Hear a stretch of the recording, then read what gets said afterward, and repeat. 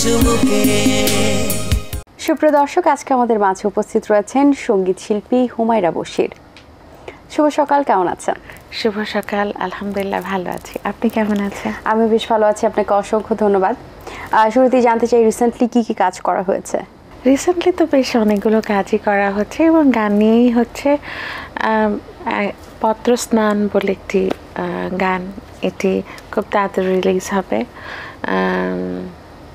কবিতা, এটিও খুব তাড়াতাড়ি রিলিজ হবে। তো ইনশাআল্লাহ বেশ অনেকগুলোই আছে, পাইপলাইনে আছে, যেগুলো আপনারা খুব তাড়াতাড়ি সামনে পাবেন। আচ্ছা, এখন তো সবাই ভিউয়ের দিকে ছুটছে এবং প্রচুর ভিউ মানুষ পছন্দ করে। সো ভিউজ একজন শিল্পীর মাপকাঠি কিভাবে নির্ধারণ করতে পারে? ভিউ বলতে যে ভিউটাকেই যদি আপনি মাপকাঠি ধরে নেন, আমার মতে এইটা আসলে ওরকম নাও হতে পারে। বিকজ এই প্ল্যাটফর্মগুলোর মধ্যে অনেকগুলো কাজ করতে হয়। হয়তো বা ভালো গান হচ্ছে, কিন্তু আপনি ওই প্ল্যাটফর্মের ওই কাজগুলো জানেন না, যেভাবে করে সামনে নিয়ে যেতে হবে, ভিউয়ার্সের কাছে নিয়ে যেতে হবে। সো তখন দেখা যায় যে ভালো গানটি তখন রয়ে যাচ্ছে, কিন্তু কিছু কিছু গান যেটি হয়তো ওই রকমভাবে হচ্ছে না, আমি ঠিক ওইভাবে বলবো না, তারপরে বলবো, কিন্তু সে ওই কারসাজিটা জানে, যেটা যেটা ওই প্ল্যাটফর্মে কাজটা করতে হয়। তখন সে তার ওই মানে ওই গানটা, গানও বলবো না, নাকি গান বলবো আমি জানি না, যেটাই হোক, তো ওই গানটা যখন সামনে নিয়ে যায় এবং ও পিছনে যখন এই প্ল্যাটফর্মের কাজগুলো করে, তখন অটোমেটিক্যালি কিন্তু ভিউটা চলে আসে। আর ভালো গান, সেই শিল্পী হয়তো সেই জিনিসটি জানছে না, এটা তার অপারগতা অবশ্যই, কিন্তু তারও মন খারাপ হয়ে যাওয়ারই কথা যে আমার গানে কেন ভিউ হচ্ছে না। ভিউ আসলে গানটা ভিউয়ের থেকে আমি বলবো শ্রুতি মধুর যদি হয়, কানে যদি মানুষ বেশি নেয়, শোনে, তাহলে সেই গানটি আমার মনে হয় এখনও গান। আচ্ছা, এবার আপনার কণ্ঠে একটি গান শুনতে চাই, তারপর বাকি আলোচনা। আমি এখন আপনাকে যেটা শোনাতে চাচ্ছি, আসলে সেটা হচ্ছে গাজী মাজহারুল আনোয়ার চাচা, ওনার লেখা, এবং আমার ভাই রাজা বশির ওর সুর করা আমার একটি মৌলিক গান। এই গানটি গাইতে যাচ্ছি, আসলে হঠাৎই মনে হলো। আমি আকাশের দিকে চেয়েছি, চাঁদকে দেখেছি উন্মুখ, চাঁদ বলেছে চুপ, একদম চুপ। আমি আকাশের দিকে চেয়েছি, চাঁদকে দেখেছি উন্মুখ, চাঁদ বলেছে চুপ, একদম চুপ। হো হো আয়নায় গিয়ে দেখলাম আমার লাজুক লাজুক মুখ, হো হো আয়নায় গিয়ে দেখলাম আমার লাজুক লাজুক মুখ। আহা, আমি কি চাঁদের চেয়েও বেশি সুন্দরী। বাহ, খুব সুন্দর একটি গান, তো বেশ দারুণ লেগেছে। এটা হচ্ছে সকাল সকাল আমি আপনি নিজেদেরকে প্যাম্পার করা, একদম একদম বেশ মানে নিজেদের রূপেই নিজেরাই মুগ্ধ, নিজের রূপে বারবার নিজেরই প্রেমে পড়ে যায়। আচ্ছা, এই যে ভাইরাল হওয়ার যে ট্রেন্ডটি এখন চলছে, এটি আসলে কতদিন চলবে বলে আপনার মনে হয়, বা এতে করে গানের কোনো প্রভাব পড়ছে কিনা? ওই যে বললাম, ভিউয়ের ব্যাপারটা যেরকম, যে আসলে ভাইরাল ব্যাপারটাও সেই একইভাবেই চলে আসছে। কিছু কিছু গান, ভালো গান হয়তো ওই যে শ্রোতার কাছে যাচ্ছে না, শ্রোতার কাছে যখন যাচ্ছে না, তখনই তো যে সৃষ্টিকর্তা, যে ওই গানটি সৃষ্টি করছে, তার কনফিডেন্স লেভেলটা কমে যাচ্ছে। ভালো গানের সৃষ্টি তখন মনে হচ্ছে যে এই ভাইরাল বা ভিউ সব কিছু একদম আঁকড়ে ধরছে, তখন দেখা যায় যে ভালো গান আস্তে আস্তে কমে যাচ্ছে, এবং ওই কিছু ধরনের একেবারে যেই গান অথবা গান যেটাই হোক সেই ধরনের কিছু সামনাসামনি এসে উপস্থাপিত হচ্ছে, যেটাতে মানুষ হয়তো ওটাকেই বারবারে দেখছে এবং ওটাতেই মজা পাচ্ছে কি বলবো তাও আমি বুঝতে পারছি না আসলে আদৌ কি তারা মজা পাচ্ছে ওই গানগুলো দিয়ে, তাও বোঝা আসলেই মুশকিল। তো এই ভাইরাল জিনিসটাও আস্তে আস্তে কমে যাবে, আস্তে আস্তে দেখা যাবে যে সত্যিকারের যে শেকড়ের গানগুলো যেগুলো আছে, আমরা যেই গানের ভিত্তি যেগুলো আছে ওই ভিত্তি আঁকড়ে ধরা যে সঙ্গীত, যে গানগুলো এখনও জন্ম নিচ্ছে, সেগুলোই আমার মতে সেগুলো থাকবে। আচ্ছা, আপনার রিসেন্টলি দুটি গান জন্মভূমি ও প্রেম তারা শিরোনামের দুটি গান রিসেন্টলি রিলিজ হয়েছে, তো গান দুটি সম্পর্কে একটু জানতে চাই। প্রেম তারা যে গানটি, এই গানটি হচ্ছে আমাদের বড় ভাই শেখ নজরুল উনি লিখেছেন এবং সুর করেছেন ফিডেল 9। তো ওই গানটি গাওয়ার মানে ওই গানটি বেশ অনেক দিন ধরে হবে হচ্ছে, মানে এরকম হচ্ছিল, আমার টাইম মিলছিল না, তারপরে মানে বেশ অনেক দিন পোহাতে হয়েছে এই গানের পিছনে।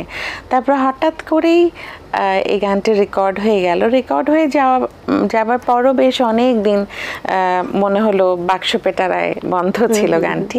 তারপরে আস্তে আস্তে হঠাৎ করে ভিডিওটা হয়ে গেল।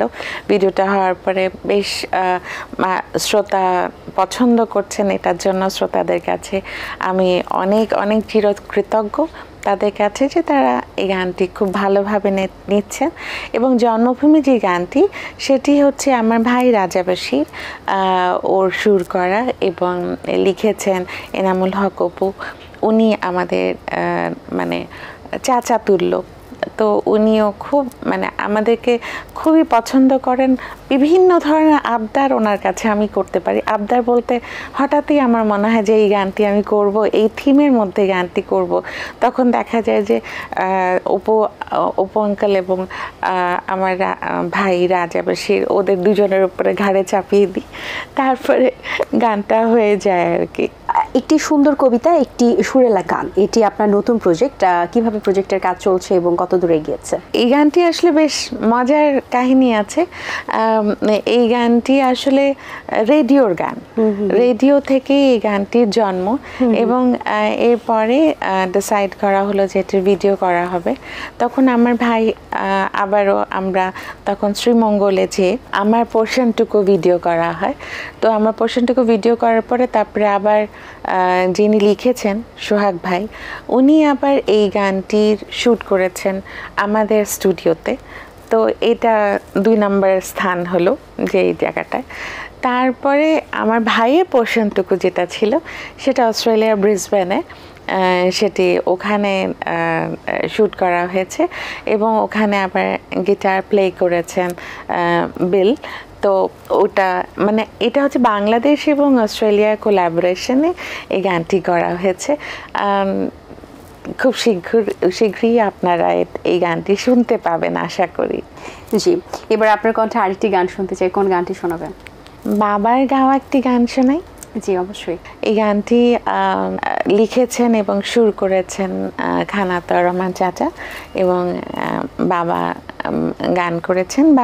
বা এই গানটিরও একটি কথা আছে যে এই যে ভিউ যেটা আমরা বলছিলাম, ভাইরাল বলছিলাম, তখন কিন্তু এই ব্যাপারটি ছিল না এবং এই গানটি প্রথমে কিন্তু রেকর্ড করা হয় রেডিওতে।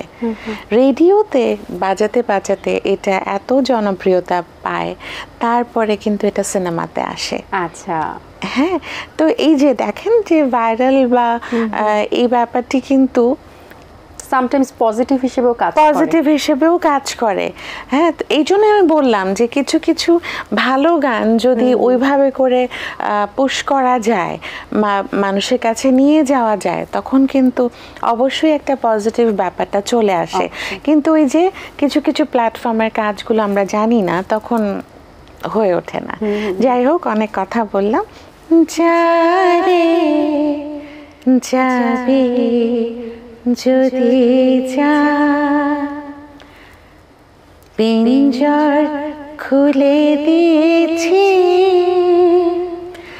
যা কিছু কথা ছিল ভুলে গিয়েছি, যারে যাবি যদি যা, যারে যাবি যদি যা, পিঞ্জর খুলে দিয়েছি, যা কিছু কথা ছিল ভুলে গিয়েছি, যারে যাবি যদি যা, যারে যাবি যদি যা। বাহ, চমৎকার। আপনার একাধিক দেশের গান রয়েছে, দেশের গান আপনাকে কতটুকু টানে? দেশের গান এতটুকুই টানে মা যতটুকু টানে। বাহ, মায়ের কাছে যতটুকু ভালো লাগা ভালোবাসা ঠিক দেশের প্রতিও তাই। তাই দেশের গান যখন গাই তখন সত্যি মায়ের মুখও দেখতে পাই। বাহ, এই ক্ষেত্রে আমি জাস্ট একটি গানের একটি লাইন আমি গাইতে চাই। আমার খাতায় প্রতি পাতায় প্রতি কবিতায় তোর কথা যে অজান্তে মা লেখা হয়ে যায়। আমার খাতায় প্রতি পাতায় প্রতি কবিতায় তোর কথা যে অজান্তে মা লেখা হয়ে যায়। তুই আমার দেশ রে, ও তুই আমার মারে, ও। অসাধারণ, মন ছুঁয়ে গেল। খুব সুন্দর একটি গান শুনিয়েছেন, অসংখ্য ধন্যবাদ। Thank you so much. এই যে বললাম যে দেশ আর মা সত্যি একেবারেই মনে হয় যেন মানে খুব ওতপ্রোতভাবে জড়িত আছে। সঙ্গীত শিল্পী লতাজির আপনি অনেক বড় ভক্ত এবং তাকে ট্রিবিউট করে আপনি গান করেছেন। সো তার কোন গানগুলো আপনার খুব বেশি ভালো লাগে?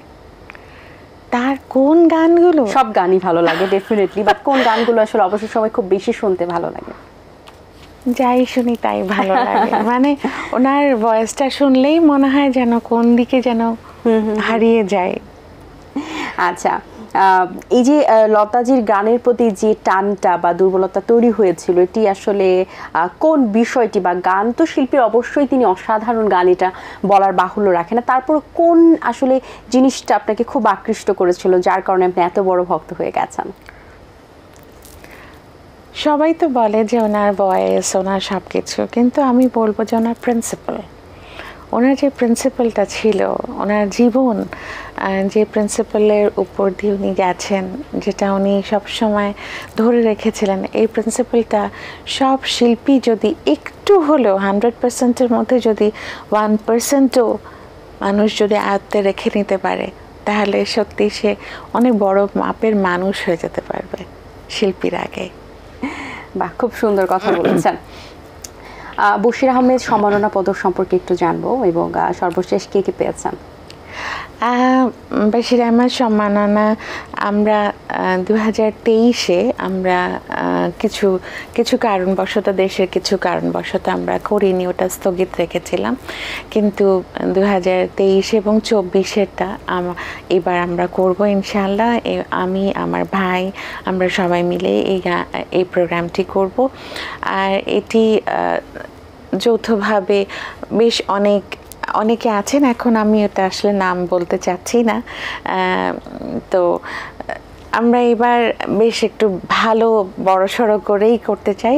যদি দেশ, সরকার, আপনারা সবাই যদি আমাদের সাথে থাকেন, অবশ্যই এই প্রোগ্রামটি এবারও অনেক ভালো হবে।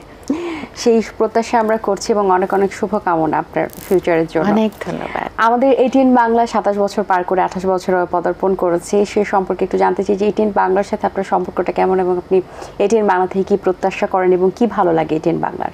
এটিএন বাংলাকে তো আমি যেটা বলবো যে ফার্স্ট অফ অল যে এই চ্যানেলটি হচ্ছে পাথফাইন্ডার। এই চ্যানেলটি কিন্তু পথ প্রদর্শক, প্রাইভেট চ্যানেল হিসেবে আমার যতদূর ধারণা, আমি যতদূর জানি আর কি। তো আমি এটিএনে প্রথমে ওপার বাংলায় করেছিলাম। তো তারপর আমার বাবা শিল্পী বশির আহমদ এবং মা মিনা বশির, রাজা বশির, আমার ভাই, আমরা এটিএন বাংলা ওপার বাংলায় করেছিলাম। তখন থেকে মনে হচ্ছিল যে এখানেও আমরা কখন করব। তো তারপর তো বেশ অনেকবার সুযোগ হলো, এবং এটিএন বাংলা এমন একটি চ্যানেল যেটি আমার মনের সাথে এত ওতপ্রোতভাবে জড়িত যে বাবার সাথে তো অনেক প্রোগ্রামই হয়েছে, ওটা তো বলাই বাহুল্য, কিন্তু আমার জন্য যেটা বিশেষ করে আমি বলবো যে আমি আমার সুর করা প্রথম যে গানটি রিলিজ করি, এবং এটিতে মাহফুজ ভাই এত আমাদের এই গানটিকে এত ভালোভাবে উনি নিয়েছেন, এবং এটি ইনগ্রাল সেরেমনিটা আমরা এখানে করেছিলাম। এটিএন বাংলা মিডিয়া পার্টনার হিসেবে আমাদের সাথে ছিলেন। মানে তখন মাহফুজ ভাই বলেছিলেন যে কোনো ভালো কাজের সাথে আমি আছি, আপনাদের প্রত্যেক বছর যখনই হবে বা যখনই আপনার এরকম মনে হয় যে আপনি এরকম রিলিজ করবেন বা কোনো কিছু করবেন, তখন আমি অবশ্যই এটিএন বাংলা আপনাদের সাথে থাকবে, ভালো কাজের সাথে সবসময় থাকবে। তো এইটাই প্রত্যাশা করি যেন শুধু আমার জন্য নয়, এটিএন বাংলা সত্যি পথ প্রদর্শক হয়ে আছে, এখনও থাকবে, পরে ফিউচারও থাকবে বিভিন্ন কাজের জন্য। এবং ভালো ভালো জিনিস আমরা, ভালো ভালো প্রোগ্রাম, ভালো ভালো প্ল্যাটফর্ম থেকে আমরা অনেক ভালো ভালো সুযোগ পাবো, এবং অনেক নতুন নতুন আর্টিস্ট যারা আছে তারাও যেন এই প্ল্যাটফর্ম থেকে অনেক ভালো সামনের দিকে এগিয়ে যেতে পারে, এটি প্রত্যাশা। জি অবশ্যই, আপনাকে অসংখ্য ধন্যবাদ, খুব সুন্দর কিছু কথা বলেছেন, সুন্দর গান শুনিয়েছেন, অনেক অনেক শুভকামনা আপনার জন্য, ভালো থাকবেন সবসময়। আপনিও ভালো থাকবেন, এবং এটিএন বাংলাকেও অনেক অনেক অনেক শুভকামনা। ধন্যবাদ। দর্শক, আশা করছি আজকের আয়োজন আপনাদের ভালো লেগেছে। আজ এই পর্যন্তই, আপনাদের সঙ্গে দেখা হবে আগামী পর্বে নতুন কারোর সঙ্গে। সেই পর্যন্ত ভালো থাকুন, সুস্থ থাকুন, আল্লাহ হাফিজ। দিন আসে দিন যায়, সময়টা চলে যায়, তবু আছি এই বেশ ভালো। জীবনটা রঙময়, যেভাবেই হওয়া চাই, নয় কবু সাদা কালো। এই আশাতে স্বপ্ন ভাসে, সুখ হাসে চোখে মুখে, চায়ের চুমুকে।